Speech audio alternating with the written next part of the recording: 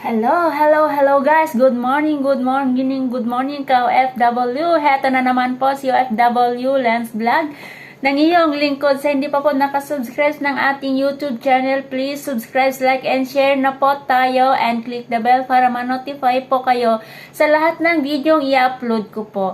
Heto na naman po si OFW na magbabahagi ng isang video. Ito, nag-order po ako sa Shopee. Ngayon, dumating na po yung order ko na Shopee. Ipapakita ko po sa inyo ang ating in-order sa Shopee. Ito po siya yung in-order natin dito sa Shopee. Ewan ko kung ano to. Ipapakita ko po sa inyo. Bubuksan po natin. At saka bubuksan po natin ang ating unboxing galing sa Shopee. Yan. Kasi po pag Shopee, murang-mura lang. Ang magpamahal lang po ay ang shipping. Kasi isang piraso o maraming piraso, ang shipping is, I think, 4 plus, but sabihin na natin 5 ringgit.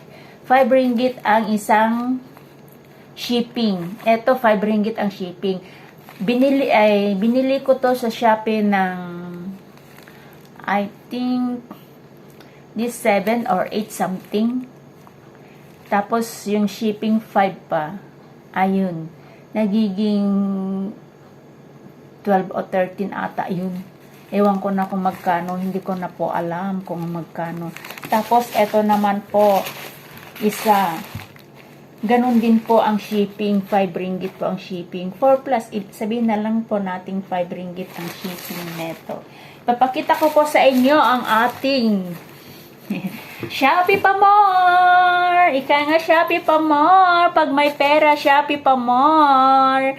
Yan, sa ika nga, mag-enjoy your life. Ito na lang po ang nagpapasaya sa ating buhay, ang mag-shopping sa Shopee. Ang mag-shopping sa Shopee kasi murang-mura ang mga bilihin sa Shopee, lalo na kapag hindi pa naman po ako na nabubudol, pero minsan po nabudol po ako. Hindi naman budol na ika nga, kaso nga lang yung binili kong isang large at saka isang medium at saka isang XL. Ano ba yung tawag doon? Yung dress, isang medium at saka isang large. Kasi nga hindi ko alam kung ano yung size ko. Tapos alam nyo ang ibinigay. Ay nako, 2 XL. Pero okay lang yun kasi hindi naman po masisira yun kasi hindi naman Kasi kapag hindi ko may susuot kasi sinuot ko, masyado talaga siyang maluwag. Ngayon, ang iniisip ko, pasalubong na lang. Pag uwi, pasalubong na lang, ganun lang yun. Pag bibili ka ng Shopee, kapag hindi kasya sa'yo kasi hindi naman natin maisusukat, diba? Hindi naman tayo pwedeng magsukat. Tingnan na lang natin yung size natin. Nandun naman yung mga nilalagay na size. Kaso nga lang, syempre, hindi naman natin sinusukat ang ating katawan. Yan. Kaya hindi natin alam. Kaya ako, kung maluwag or masikip, sabi ko, hindi naman masayang kasi marami akong mga pamangkin or mayroon akong anak na pagbibigyan o kaya pamangkin, ganun. Kung hindi kasya sa akin, para sa kanila, pasalubong ang ganun. Pasalubong na lang natin. Ito na po ang ating unboxing ngayon galing sa Shopee. Shopping on the Shopee. Yan. Unboxing. Yan. Papakita ko po sa inyo kung anong laman neto. Yan.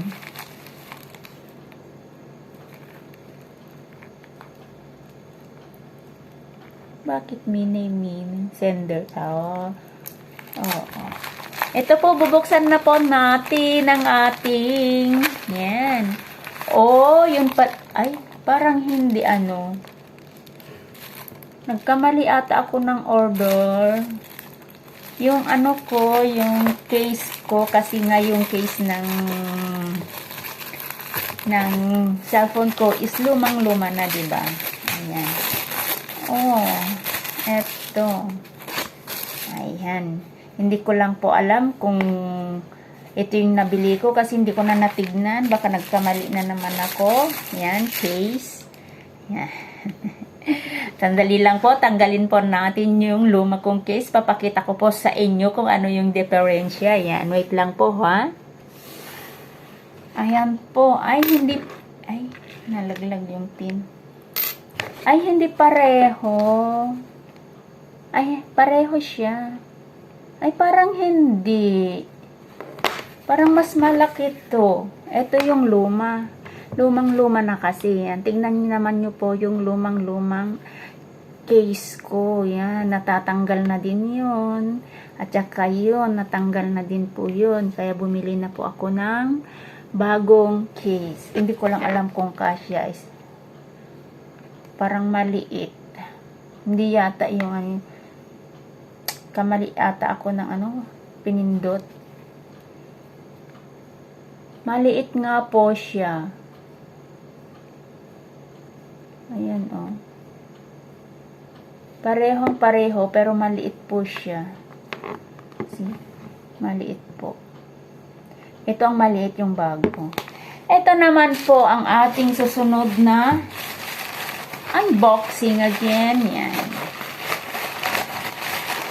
Wow, ito po siya yan. Wow, ang aking sombrero. Yan. Wow, ay, Diyos ko. Ito, dalawang sombrero, black at saka white. Tignan po natin kung bakit ito. Ay, malaki.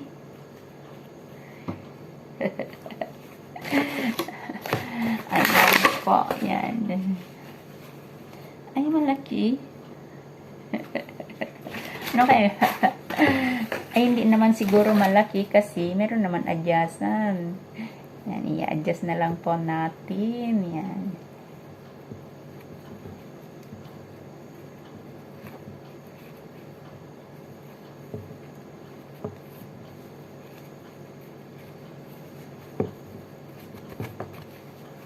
Ayan.